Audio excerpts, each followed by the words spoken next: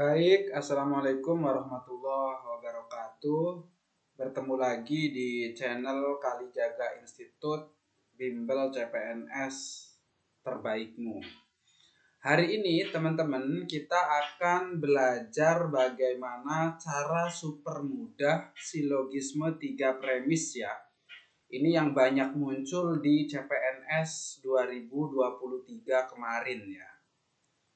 Nah, karena ini banyak keluar, maka saya akan coba sharing, saya akan coba berbagi bagaimana sih cara mudah mengerjakan silogisme 3 premis ini. Jadi nanti insya Allah teman-teman setelah nonton video ini sampai selesai, maka teman-teman tidak akan kesulitan lagi mengerjakan silogisme 3 premis ini. Baik. Setelah kemarin di video sebelumnya kita sudah membahas silogisme yang semua sebagian, ya, silogisme semua sebagian. Hari ini kita akan fokus membahas jika maka ya. Jadi hari ini kita akan membahas soal-soal silogisme yang jika maka. Ini adalah umumnya ya, biasanya ini materi dasar ya. Materi dasar sekali, ada modus ponen, ada modus tolen, dan ada silogisme. Nanti kita akan fokusnya di sini ya. Kita akan fokus di sini. Kenapa? Karena nanti yang silogisme 3 premis itu ada di sini. Baik teman-teman. Di sini misalnya saya punya premis, jika saya punya premis misalnya P premis itu Andi rajin belajar. Andi rajin belajar. Premis 2-nya atau ya, statement berikutnya Andi lulus CPNS. Ya. Nah, ini biasanya di dalam silogisme ini disebut premis P ya, ini key. Jadi P key. Jadi nanti kalau misalnya ada jika maka tandanya kayak gini, ada tanda panah searah ya. Jika P maka Q. Berarti ini jika Andi rajin belajar maka Andi lulus CPNS. Nah, yang pertama ini saya akan singgung sedikit aja. Nanti kita akan fokusnya di silogisme ya, teman-teman. Jadi, jika Andi rajin belajar maka lulus CPNS. Premis 2-nya P lagi, berarti Andi rajin belajar, ya maka lulus CPNS otomatis. Jadi jika P maka Q, sudah ada P ya pasti Q. Ya, Andi rajin belajar maka lulus CPNS. Andi rajin belajar ya pasti lulus CPNS. Begitu ya gampangnya. Walaupun soal-soal CPNS jarang sekali nih soal-soal kayak gini ya. Saya hanya nyinggung aja sedikit. Terus yang kedua, ada P-nya kita pakai yang sama ya. Jika P maka Q. Jika Andi rajin belajar, maka dia lulus CPNS. Statementnya Andi tidak lulus CPNS. Jadi kata ini negasi, ini artinya tidak ya. Kata ini strip itu artinya maknanya tidak. Jadi Andi tidak lulus CPNS ya. Kesimpulannya Andi tidak rajin. Ya. Nanti jadi jika P maka Q itu kalau di sininya tidak P ya nggak bisa tidak Q ya. Ini salah. Jadi kalau mau pakai negasi pakai kata tidak maka harus dibalik Q dulu. Jadi jika P maka Q itu sama dengan jika tidak Q maka tidak P. Ini betul. Tapi kalau tidak P tidak Q salah. Jadi Andi rajin belajar maka Andi lulus ujian. Itu berbeda makna dengan jika Andi tidak rajin tidak lulus. Tidak ya, tetapi pakai negasi Q. Ini namanya modus tolen. Ini juga jarang ya. Kita akan fokus di silogisme premis ini teman-teman ya. Perhatikan teman-teman. Di sini saya akan menjelaskan fokus silogisme ini ya. Perhatikan kalau ini teman-teman paham, maka teman-teman semua soal dari berbagai sumber teman-teman bisa mengerjakan. Apa itu? Yaitu silogisme jika P maka Q, jika Q maka R. Kesimpulannya P maka R. Ini biasanya dicoret saja ya. Jika P maka Q, R. Contohnya adalah jika, tadi disamain aja. Jika Andi rajin belajar, maka lulus ujian. Terus ini jika Q maka R-nya, ini premis 1, premis 2-nya. Jika Andi lulus ujian, maka dia membeli motor. Maka kesimpulannya, ini langsung aja bisa dicoret yang samanya. Lulus ujian. Maka kesimpulannya, jika Andi rajin belajar, maka membeli motor. Maka dia membeli motor. Nah, begitu ya. Atau jika P maka Q. Jika P maka R. Jadi jika P maka Q, jika Q maka R. Kesimpulannya jika P maka R langsung. Nah, teman-teman perhatikan ini terlalu mudah soal kayak gini karena tinggal coret-coret. Realitanya tidak seperti ini. Maka teman-teman harus hafal variasi silogisme. Jadi silogisme itu punya 2 variasi. Jadi jika P maka Q itu ada 2 variasi. Nah, teman-teman hafalin nih ini. Kalau ini hafal, maka teman-teman bisa mengerjakan semuanya. Jadi jika P maka Q itu sama dengan jika Q maka tidak Q maka tidak P. Atau mirip dengan modus tollens ini. Ya. Jadi tidak Q maka tidak P. Atau kalau dia mau pakai negasi P, dia pakai atau Q. Begitu ya. Nah, ini 2 variasinya teman-teman. Ingat-ingat. Jadi yang pertama, jika P maka Q, dia punya 2 variasi atau biasanya disebut dengan equivalence ya. Jadi punya 2 equivalensi, satu tidak Q tidak P atau tidak P atau Q. Jadi kata ini tuh atau ya maknanya. Jadi teman-teman di soal kadang-kadang belum tentu jika P maka Q, tetapi bisa pakai ekuivalensinya. Bisa pakai ekuivalensi yang pertama, bisa juga pakai ekuivalensi yang kedua. Mari kita buktikan di soal. Nah, sebelum kita ke soal, ini yang tadi saya tuliskan ya, ini atau. Kalau ke bawah namanya dan ya. Dan itu ingatnya bagaimana caranya, atau U itu ke atas dan N itu ke bawah. Begitu ya. Disjungsi atau bermakna atau ini dia memilih salah satu ya. Memilih salah satu.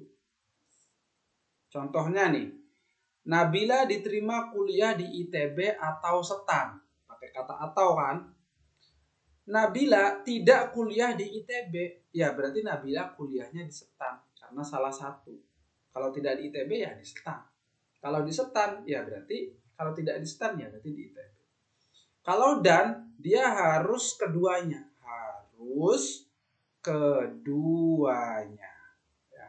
Jihan kuliah di UI, Jihan bekerja di BUMN. Nah, kalau pakai dan, maka Jihan kuliah di UI dan bekerja di BUMN. Jadi dua-duanya.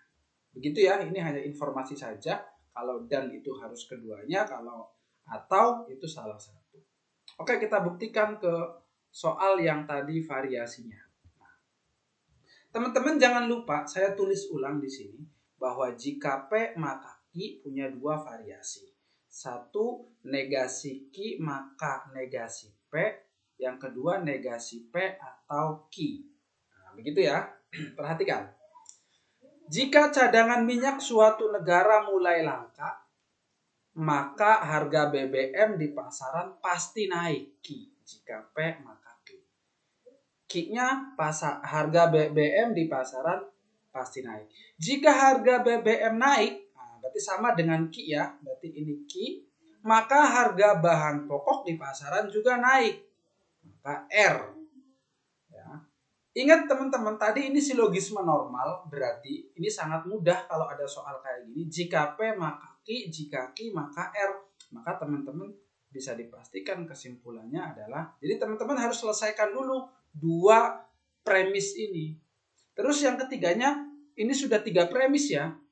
Harga bahan pokok di pasaran tidak naik. Berarti teman-teman tadi sudah ingat kan, jika P maka Q, maka R, maka P maka R. Jadi harusnya kesimpulannya, jika cadangan minyak suatu negara mulai langka, maka harga bahan pokok di pasaran ikut naik. Terus tiba-tiba muncul premis 3, harga bahan pokok di pasaran tidak naik. Jadi yang awalnya jika P maka Q, berarti yang soal nomor 1 ini dia pakai variasi ini ya, normal ya, jika P maka Q, Q maka R. Maka tidak ada yang pakai ekuivalensinya.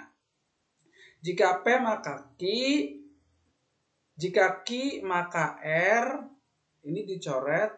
Terus tiba-tiba kesimpulannya kan muncul nih. Kesimpulannya adalah jika P maka R. Terus tiba-tiba di premis 3, harga bahan pokok di pasaran tidak naik. Oh, ada negasi R. Berarti kesimpulannya ya negasi P. Kan jika P maka R. Tidak R, ya tidak P. Sama seperti ini. Jika P maka Q. Tidak Q, ya tidak P. Maka jawabannya cari yang negasi P atau lingkaran P. P-nya cadangan minyak suatu negara mulai langka. Berarti cari yang cadangan minyak suatu negara tidak langka. Cadangan minyak negara tidak naik walaupun langka. Cadangan minyak negara naik karena bisa impor. Cadangan minyak suatu negara tidak langka. Sangat mudah. Begitu ya teman-teman. Jadi harusnya kesimpulannya P. Jika P maka R. Tetapi di premis 3 muncul tidak R atau negasi R, ya pasti negasi P sesuai dengan ekuivalensi yang pertama. Kita lanjut ya, gampang ya. Nomor 2, saya tulis lagi agar teman-teman tidak lupa. Jika P maka Q punya 2 equivalence, yang satu tidak Q maka tidak P. Kalau pakai mau tidak P harus pakai atau Q, begitu ya. Kita coba, ada nggak? Jika Ani pergi ke Jepang, maka ayah menitip bunga sakura. P maka Q. Ingat Q-nya bunga sakura. Jika Dinda tidak pergi ke kampus, loh kok bukan Q? Maka ayah tidak menitip bunga sakura. Nah, ini ada tidak menitip bunga sakura. Loh ini kok tidak Q ya? Nah, ada negasi kan? Negasi Q-nya ada di sini. Ternyata di sininya, pakai negasi lagi. Jika Dinda tidak pergi ke kampus, berarti ini negasi R. Berarti premis 1 ini, premis 2 ini. Dinda tidak pergi ke kampus. Kesimpulannya gimana? Berarti yang pertama ini normal, jika P maka Q. Terus yang keduanya dia pakai negasi ini.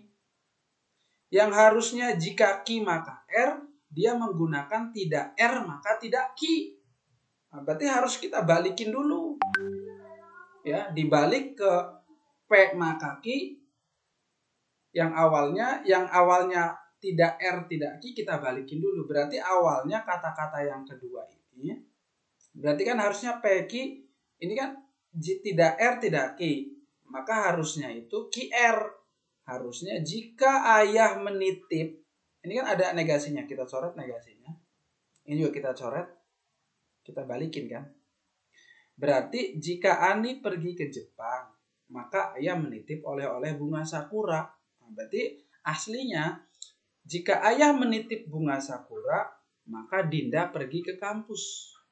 Begitu ya, karena dia pakai equivalence yang kedua, yang pertama. Jadi ada soal-soal yang seperti ini. Jadi Q-nya ada di belakang, tapi menggunakan negasi. Berarti dia pakai ini. Dibalik ya. Nah, jadi akhirnya gampang.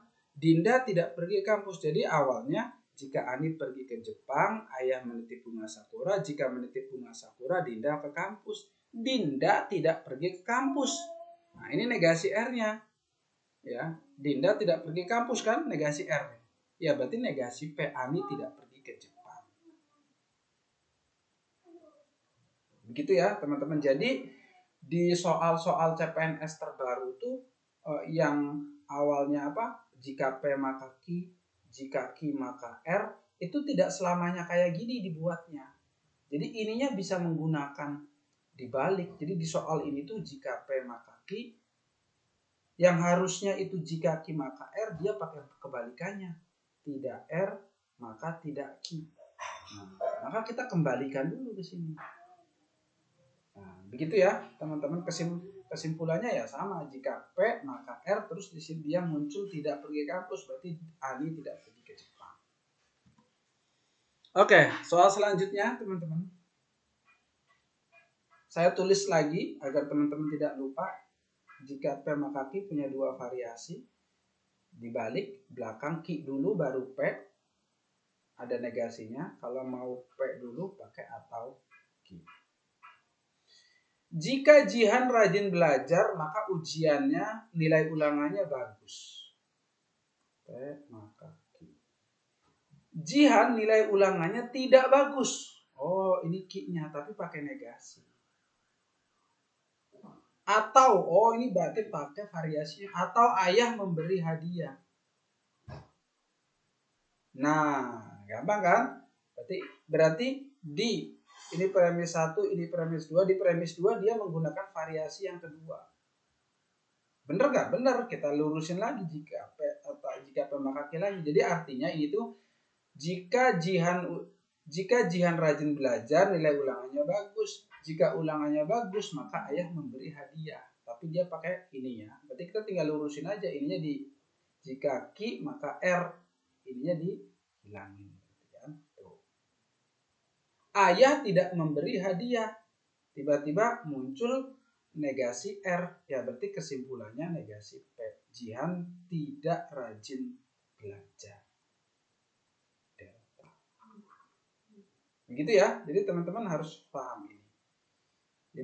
Jadi sering, jadi tidak jika P maka Q, yang jika Q maka R-nya ini dia sering menggunakan variasi dua ini. Bisa jadi menjadi negasi R maka negasi Q, atau bisa juga dia menggunakan negasi Q atau R. Biasanya yang ininya, sehingga kita untuk membuat kesimpulan P maka R-nya ini harus paham ininya. Gampang ya. Nomor 4. Jika Anji keluar rumah, maka ayahnya pulang. Nah, coba lihat di premis 2-nya. Pakai variasi enggak? Ayah tidak pulang atau ibu memasak nasi. Oh, dia pakai variasi yang kedua ya. Tidak Q atau R. Oh, berarti kita balikin lagi ke Q maka R. Kalau kita balikin ke Q maka R, nah, maka akhirnya jika ayah pulang, maka ibu masak nasi. Kesimpulannya ya udah kita coret aja. Berarti jika Anji keluar rumah, ibu memasak nasi. Jika Anji tidak keluar rumah, maka ibu masak nasi.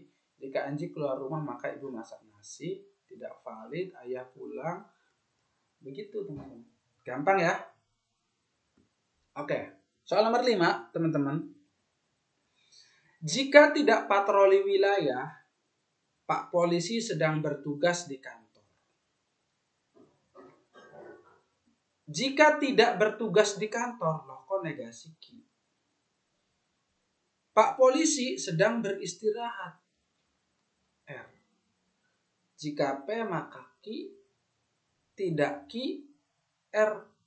Harusnya kalau mau tidak R, tidak Q. Q-nya ada di belakang, tapi Q-nya ada di depan. Oh, kalau soal kayak gini teman-teman menemukan Q-nya pakai negasi, ini pasti tidak dapat disimpulkan.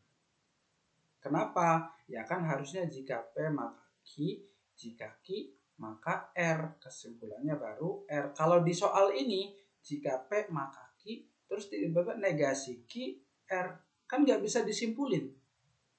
Ya, kenapa? Karena tidak ada variasi begitu kan tadi variasinya adanya kalau mau pakai negasi dibalik. Negasi R, negasi Q. Kalau QR ya. Atau kalau mau negasi Q, kalau mau negasi Q pakai atau. Ini tidak pakai atau. Kalau di sini pakai atau, betul. Di sini tidak pakai atau. Maka jawabannya ini. Begitu ya, teman-teman. Jadi fokuslah di premis yang kedua ini. Dia pakai variasi atau tidak. Kenapa? Kalau tidak menggunakan dua variasi ini, maka ya sudah selesai itu. Tidak dapat disimpulkan artinya. Begitu ya, teman-teman. Silakan bisa diulang-ulang materi ini. Kalau teman-teman tadi sudah memahami, insya Allah maka teman-teman semua soal 3 premis biasanya hanya di kotak-katik di premis yang keduanya aja dia. Terima kasih, mudah-mudahan bermanfaat. Wassalamualaikum warahmatullahi wabarakatuh.